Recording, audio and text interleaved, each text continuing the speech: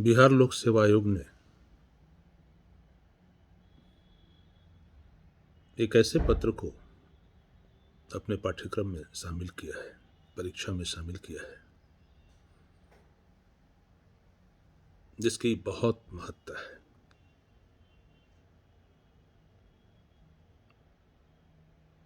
मेरा सिर्फ ये कहना है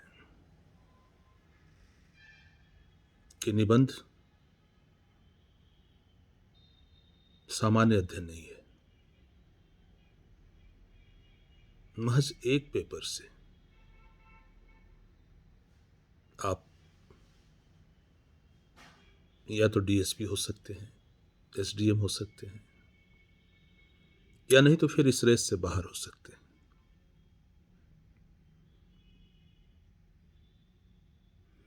मैं डॉक्टर बी के मंगलम पाटलिपुत्र विश्वविद्यालय में प्राध्यापक हूं और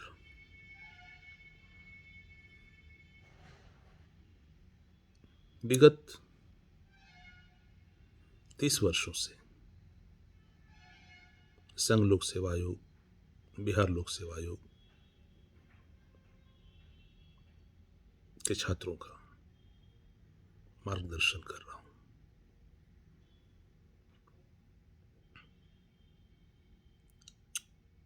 निबंध का शाब्दिक अर्थ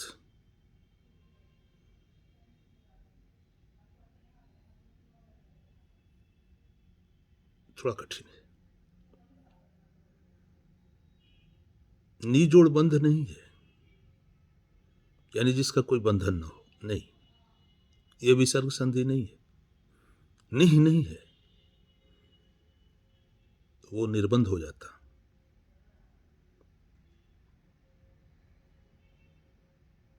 एक मर्यादा में रहकर, एक सीमा में रहकर जब आप तार्किक ढंग से अपनी बातों को कहते हैं, बगैर उस केंद्र बिंदु को छोड़े हुए, तो उसे निबंध कहते हैं। बिहार लोक सेवा आयोग ने इसे 3 खंडों में बांटा है, 3 निबंध,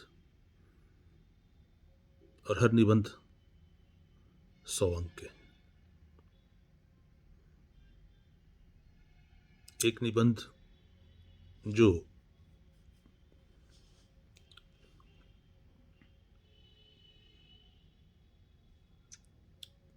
करंट इवेंट से है, दूसरा रिफ्लेक्सिव ऐसे की तरह है, लेकिन तीसरा जो आपको परेशान कर सकता है वह एक लोकोक्ति के रूप में, एक मुहावरे के रूप में है।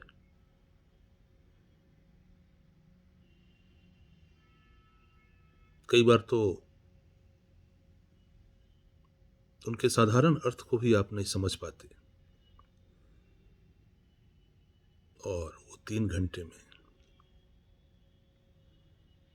तीनों निबंध लिखने,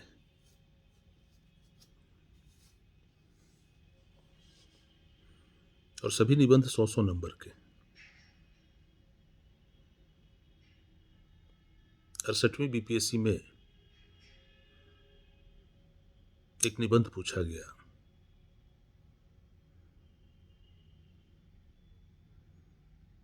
कि धर्म के बिना विज्ञान लांगर छै, और विज्ञान के बिना धर्म आन्हर छै। सुनने में ये मैथिली भाषा लगती है, लेकिन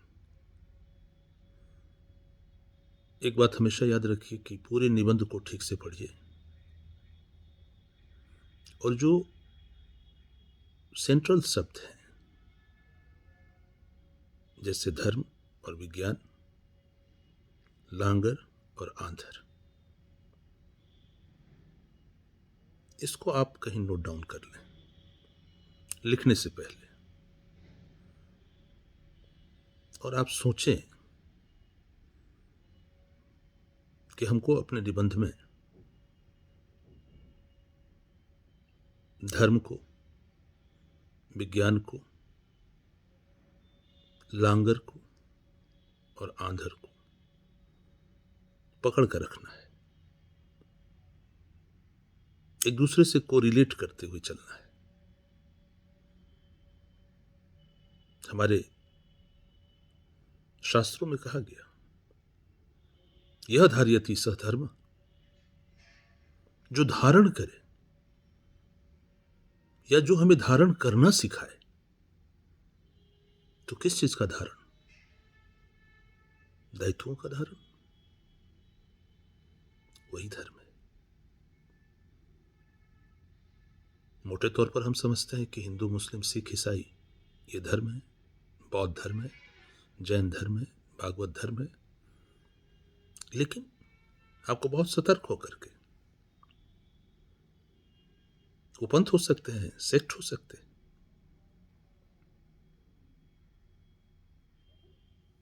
जैसे एक पिता है तो पिता का धर्म है, आप विद्यार्थी हैं तो आपके विद्यार्थी का धर्म है, मैं शिक्षक हूं तो मेरा भी एक धर्म है। यानी कि हर गीता में कृष्ण ने क्यों कहा कि जब जब धर्म की हानि होगी, यदा यदा ही धर्मस्य, तो एक विराट चिंतन है। उसका संबंध कहीं न कहीं मोरालिटी से है कि समाज में जब जब अच्छे मूल्यों की हानि होगी, ये तो नहीं कहा कि हिंदुत्व को हानि होगी या फिर किसी धर्म को हानि होगी। तो ये पहले समझ लेना। रही बात विज्ञान की, तो विज्ञान के बारे में चाहे जितनी परिभाषा दी जाए, लेकिन मूल बात यह है कि विज्ञान कभी भी कल्पना में नहीं जीता। विज्ञान का मतलब ही होता है ऑब्जर्वेशन, देखना, साबित करना। वो साबित तभी करेगा जब उसे नंगी आंखों से देखेगा। इसीलिए विज्ञान में लैब है। किसी भी वैज्ञानिक से आप पूछिए कि आप ये बात कैसे कर सकते हैं, तो वो कहेगा कि मेरे साथ लैब में चलिए, हम आपको करके दिखाते हैं। धर्म में इंट्रोस्पेक्शन है, विज्ञान में ऑब्जर्वेशन है। धर्म में आत्ममूल्यांकन है, विज्ञान में अवलोकन है। इसीलिए यहीं से अब रास्ते खुल जाएंगे आपके लांगर के और आंधर के। क्या एक अंधा आदमी ऑब्जर्व कर सकता है, चीजों को देख सकता है?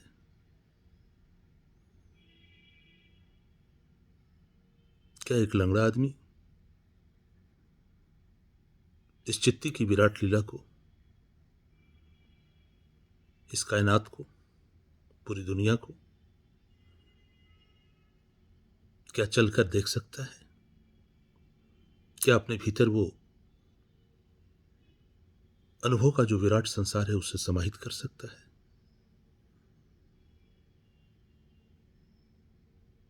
धर्म के बिना विज्ञान लांगर छे। अब यहां विज्ञान तब अपाहिज हो जाता है जब उसमें मानवीय कल्याण का भाव नहीं होता।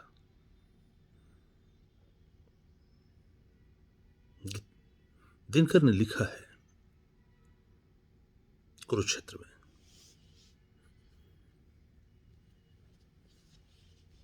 कि लक्ष्य क्या, उद्देश्य क्या, क्या अर्थ। लक्ष्य क्या, उद्देश्य क्या, क्या अर्थ। अगर यदि यह न ज्ञात हो तो विज्ञान का श्रम व्यर्थ। अब विज्ञान के बाद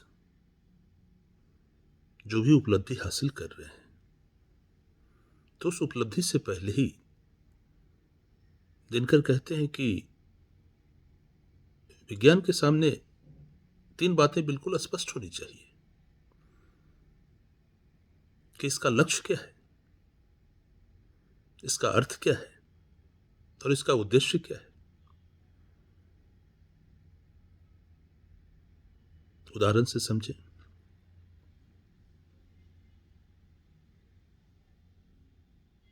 चाहे तो हम कंप्यूटर बना लें या फिर न्यूक्लियर बम बना लें, तो ये तो तय है ना कि वह आत्मरक्षार्थ भी हो सकता है और किसी को क्षतिग्रस्त भी कर सकता है।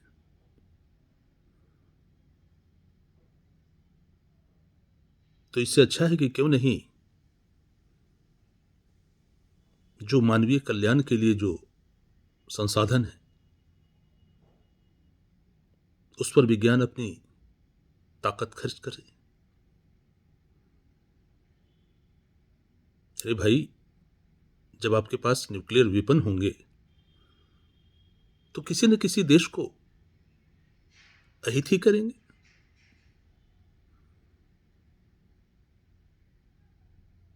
बहुत सारे देश हैं जिनके लिए खाने के पैसे नहीं है लेकिन बम बनाने के लिए पैसे हैं। वो भी तो किसी तकनीक से, किसी विज्ञान के माध्यम से। तो वो विज्ञान उस समय अपाहिज हो जाता है जब उसमें मानवीय कल्याण के भाव निहित नहीं होते। इसलिए लक्ष्य क्या, उद्देश्य क्या, क्या अर्थ, यदि यह न ज्ञात हो तो विज्ञान का श्रम व्यर्थ। इसलिए विज्ञान के हर उस उपादान में, विज्ञान की हर उस उपलब्धि में धर्म का पुट होना चाहिए। धर्म का पुट का मतलब जन कल्याण का भाव होना चाहिए, मानव कल्याण का भाव होना चाहिए और धर्म हमेशा वैज्ञानिक होना चाहिए। यानी जो हम धर्म के माध्यम से अपने जीवन में जिन चीजों को अवधारण करते हैं उसको हम ऑब्जर्व कर सकें। इसलिए विज्ञान के बिना धर्म आनर्ज है।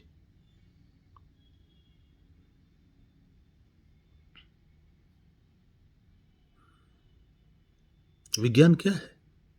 अवलोकन। धर्म अंधा हो गया, धर्म को दिखना चाहिए। धर्म में वैज्ञानिकता का पुट होना चाहिए।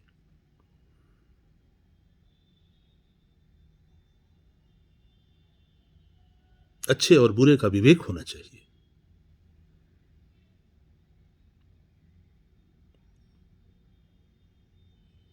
द्रोण ने उस समय अपने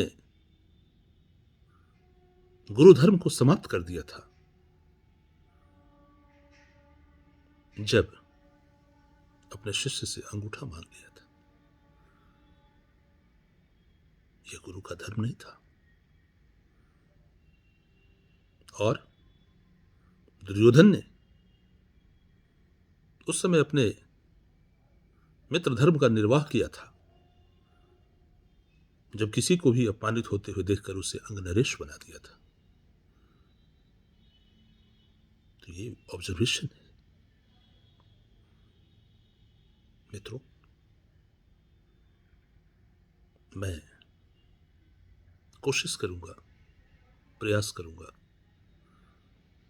कि आपको एक दिशा दे सकूं। बस इस निवेदन के साथ कि ऐसे निबंध आपके जीवन के चिंतन, आपके अध्ययन, आपकी भाषा की शुद्धता, भाषा की गहराई, भाषा पर पकड़ और तार्किक ढंग से विचारों को, अपनी बातों को रखने का एक उपक्रम है। आप सफल हो। इन्हीं शुभकामनाओं के साथ आज मैं अपनी बातों को समाप्त करता हूं। धन्यवाद।